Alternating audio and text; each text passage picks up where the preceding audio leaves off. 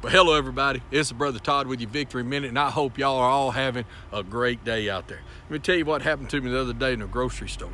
I'm standing there waiting to check out, and there's this fella up in front of me. You can't help but notice him. Brother looked absolutely miserable, okay? I mean, just he had as bad a countenance, as they say, as you can imagine. Up in front of him, there's a woman, got a little child there with her. Well, they turn around, talking to the checker, and they notice this guy. Little girl won't quit looking at him. And finally, Mama looks over at him and she notices, man, this guy looks miserable. I mean, looks like he's a bad spirit and everything else. And she goes, "Sir," she said, "could I ask you a question?" He said, "Yeah." She said, "Are you a Baptist?" He said, "No, but I have been sick for 3 days." That's one of my favorite jokes to mess with church people. Why? Because we can act so miserable and we can get so miserable. Have you ever noticed what happens to so many Christians? If you watch them over the course of their life, sometimes it's like something changes. You ever met those people in church? You thought, my God, Peter said you got a joy it's unspeakable and full of glory. You got everything but that. What's going on? What causes that? Well, tell you the truth, reason I thought about that verse, I'm preaching on it tonight. On Wednesday nights, I'm preaching through 1 Peter. If you need how to go through any kind of troubles or trials, check out that either here at the church or catch it online. Just preaching through on Wednesday night on 1 Peter. How to have hope even when you're dealing with difficult times. Well, anyway, it got me thinking about, that joy, old King James said, a joy unspeakable and full of glory. A joy that we really can't even express. It's just something that comes out of our peace. It comes out of knowing Christ and working for Christ and working with and for people that becomes almost like a fuel for our soul. But yet you'll see so many people in church that can end up so miserable. Now, to be fair, some people have been through some real hard times, and let's don't judge them if they're maybe they just hadn't believed Jesus the way we all need to. But I'm not really talking about that. I'm talking about people that have just dealt with the normal things, but something happens to them over time. They just turn into I just call them mean old church members. I kid people all the time. Meanest people I know go to church. And, Brother Todd didn't start out. My mama drugged me to church all the time when I was a kid, but I was backslid a good while, and I've been in some places I ain't had no business being in. And I've met some pretty rough characters, but nobody's as mean a spirit as some people I've met that claim to be church members. Now, don't get me wrong, lots of them just lost. They've been around truth all their life, but they never really let it penetrate their heart. And so, if you rub up against something long enough and it don't ever get in there and do its work, well, you're just going to end up with a callus, right? You rub up against truth Sunday morning, Sunday night, Wednesday night, and all the business meetings, and it never penetrates your heart. You end up with a calloused heart. My God, you couldn't have joy if you wanted to because you don't even know Jesus yet.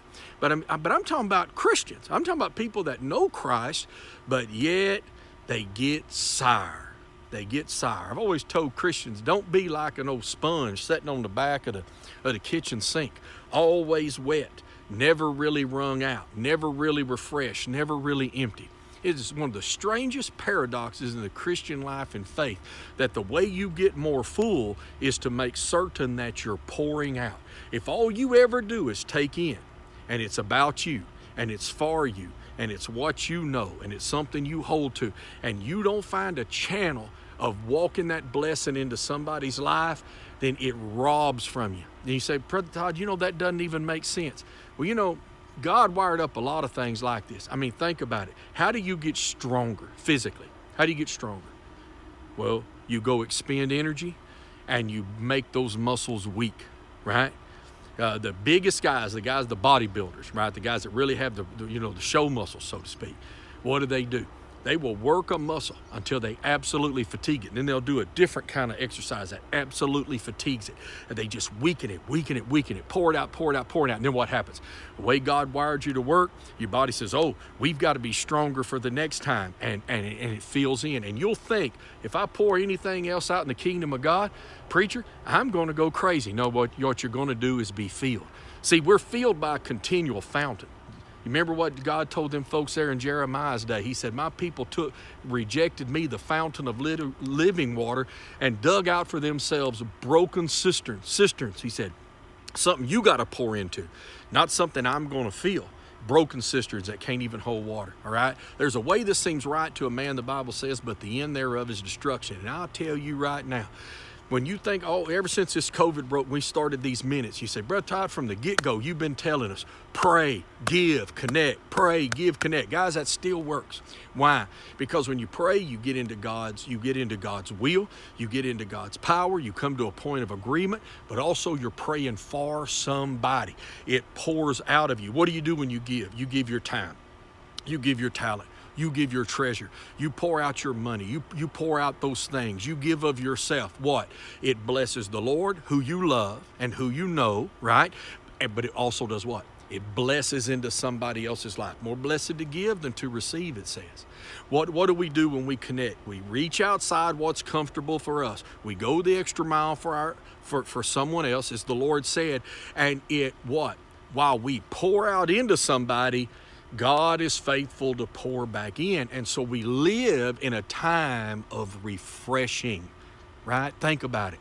What is revival? It's refreshing, okay? We don't need a revival once a year. We need a perpetual revival. We need it happening all the time. And one of the best ways to do that is to pour out. So I've been talking quick. I don't want to talk too long, but I want you to get this. What are you doing that's helping somebody get it? Okay, I want to challenge you with one thing, and then I want to talk to you again about connect, give, and pray. But I get a lot of comments online. I get a lot in person where people say, "Man, that message really helped. That was this, that was that." Guys, it is so easy to send these things electronically now.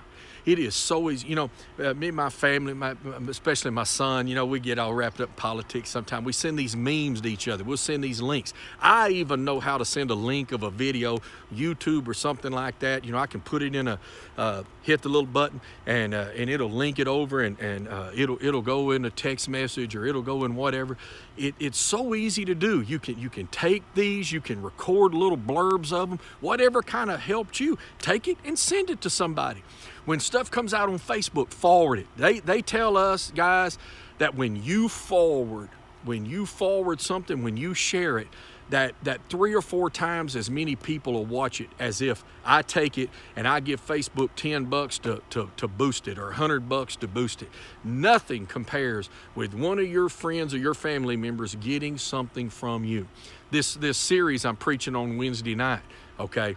How to live in joy in troubled times. Okay, how do I deal with difficulties but not get empty? Okay, how do I do that? All right, we're gonna be talking a lot about those people Peter was writing to there in 1 Peter, were some people in some hard fight. But what did he say? He said, you got a joy that's unspeakable and it's full of glory. All right, I don't know about you, but I don't want to waste my days, and I don't want to sit around being miserable. Now, I've battled depression for many years. I'm going to tell you what, I'm not going to give in to those type things. I'm going to make sure that I'm pouring out. So, what are you going to do today? What are you going to do today that's going to empty you a little bit? Because I'm telling you, in that emptying is where God will bless you. The old Sea of Galilee's up there in the northern part of Israel, and the river runs into it. And if you've ever been there, it is absolutely beautiful. And down at the bottom end of it, the Jordan River runs out, okay? It is a wonderful, beautiful place. You follow that Jordan River long enough, you'll end up right in the middle of the Dead Sea. The problem the Dead Sea's got is that's the lowest place on earth. That's the lowest place below sea level on this planet, and that water's got nowhere to go. And it's been rank ever since God dropped hellfire down on Sodom and Gomorrah and the cities of the plain, and there is nowhere for that to go. So it comes in and evaporates. It comes in, evaporates, but it's dead. Nothing lives in it. Don't be the kind of Christian that nothing lives in you. Don't be the kind of Christian that the little girl looks at and wonders, man, you sick? Think about it. Pour something out. Be a blessing to somebody. Lord willing, see you at church tonight, Sunday, whenever we catch you next. All right? I don't even know if they're going to get this out in time. Very true, Bud Todd's a little late getting it out. It's supposed to go out this morning. Well, it's afternoon. I'm still doing it. There comes the UPS man. I'll holler at y'all later. Bye-bye.